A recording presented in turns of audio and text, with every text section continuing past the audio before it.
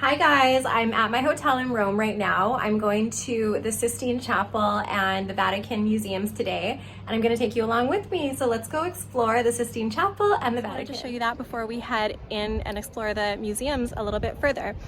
And over here, there's a really beautiful sculpture.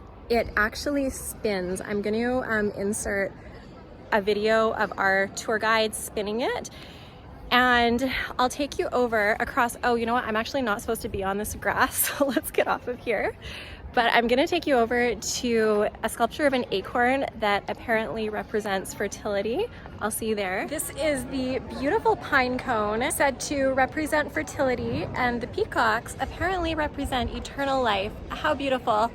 So let's go inside and we will see incredible works of art, sculptures, paintings, beautiful carvings on the ceilings, tiles. It's quite incredible. Here you can see the entrance. The artwork is incredible. All of the ceilings are painted. The amount of detail is unbelievable. We'll head over here. This is basically a sarcophagus. This was for dead bodies. So they would put dead, decaying bodies into these and fill it with limestone, take them outside of the city limits, and just basically let them decompose.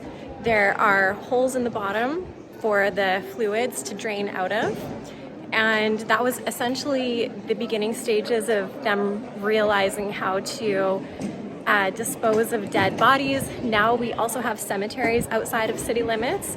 I think we've evolved from that point in time. We no longer drain them through structures above ground. One other thing I wanted to show you were these baths. There's one over there, and these were early bathtubs essentially, and it was obligatory for citizens to visit these twice a week. Another large bath. This one for multiple people. So more sculptures here. Beautiful, so detailed as usual. They all have this kind of blank stare. There is one sculpture that had eyes painted into it. So I'll show you that when we get a little bit further along. But you can see how incredible these are. Still so much detail. More sarcophaguses. And don't worry, there are no dead bodies in these. They have been removed, and these are strictly for viewing purposes. You can see this is absolutely beautiful. You have to wonder how many collective years carving all of these took amongst all of the artists and the sculptors. The detail is unbelievable, and these museums are expansive. There are so many of these, so let's go explore more. More beautiful statues. Again, we see a theme. Lots of statues in here. Beautiful nonetheless. Now we are in the Gallery of Tapestries.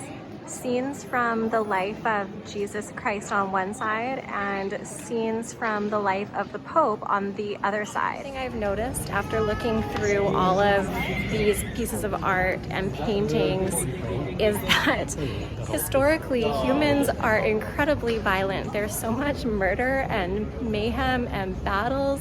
We're so lucky to live in the time that we do.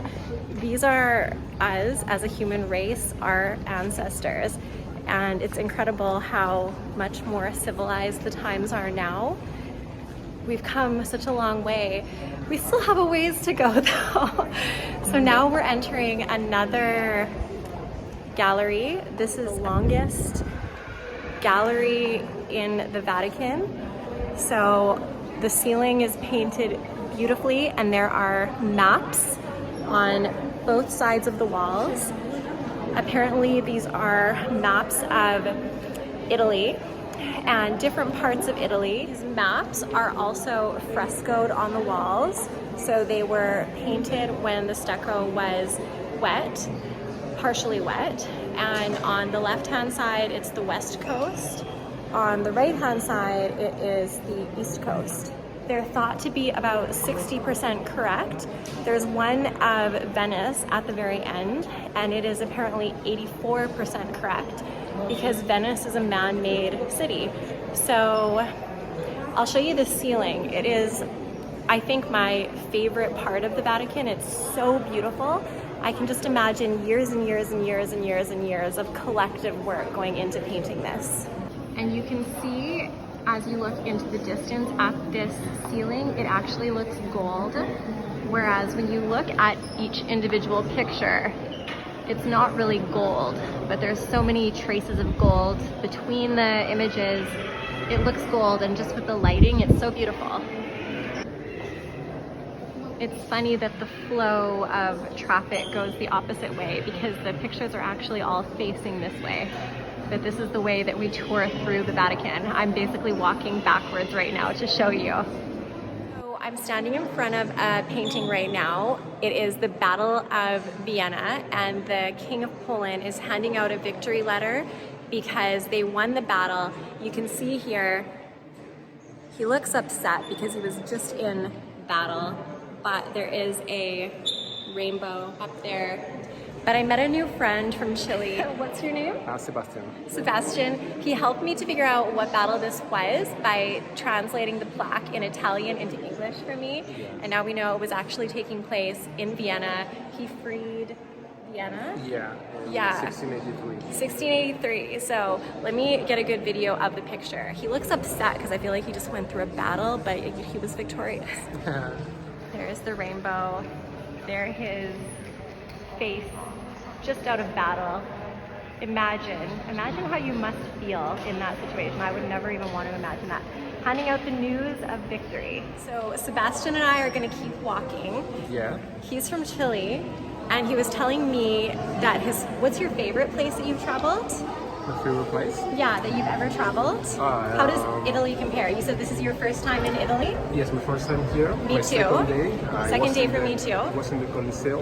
Okay. But just outside because we got ticket for. I was outside yesterday too. Wednesday. Yeah, I'm going next Monday. I'm expected here to see the Sistine Chapel? Yeah. Oh, you haven't seen it yet? No, It's just for, beautiful. Yeah. One thing I loved about the Sistine Chapel is here in the Vatican, like I was taking pictures and videos the whole time. Can you? Here in the Vatican. Yes, no problem. In the chapel? Sistine, no, you can't. And you're not supposed to speak in the Sistine Chapel either. And it's so funny because everyone is talking, but like in a quiet voice. I read that you can take picture with flash because you can damage the picture. That's Oh, the really? reason. Maybe that's why. And also like just to be respectful. Yeah. But it's so funny because you're not supposed to talk, and literally everyone is talking, but they're like talking quietly, but you can hear all these multiple voices. Maybe the vibration can damage the. Yeah, and then all of a sudden you hear the guards go, silence, and they keep doing that like every 2 minutes. Silence. It's funny. Nobody follows the rules, and people don't even wear things over their shoulders. Like people don't follow the rules, and then the guards remind them, and then they do follow the rules. But anyways, your favorite place you've traveled is In the world? in the world. I think I was in Germany. Okay. And about the war, the history. German is my favorite language. Really? I took German lessons. Ich heiße Sebastian. Ich bin 30 Jahre alt und ich bin hier in Italy. Very good, very good. I have two very good friends in Canada who are German. And I don't know German, but there was one time that I was with all of their group of friends and they asked me a question in German, and somehow I knew what they asked me, and I just started answering them in English, and I didn't even realize that they had asked me the question in German.